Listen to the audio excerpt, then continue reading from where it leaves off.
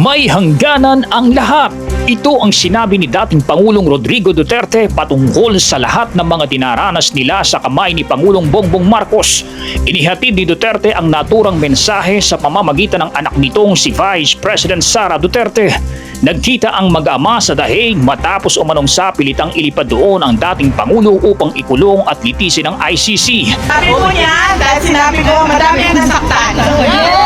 Marami ang umiiyak. Hindi na tulong! Kami na! Galit.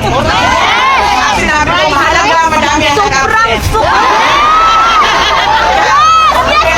Sa kanya, ano ang gusto mo ipaabot Alas 3 sa ka. kanila? Paano na kayo? Ako lang ang tanong is nandyan sila sa labas. Oo, nandyan sila sa labas. Sabi niya, hindi ko man lang sila makausap at makamusta.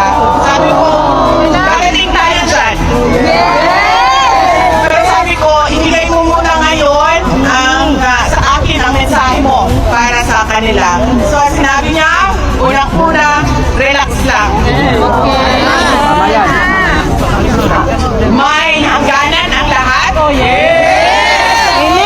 There is a day of reckoning. Sinasabing pinangunahan ni Marcos sina National Security Advisor Eduardo Año, Defense Secretary Gilberto Tidoro at DILG Secretary John V. Cremulya upang planuhin kung paano mahuhulog sa kanilang mga kamay si Duterte at ibigay sa Interpol at ICC.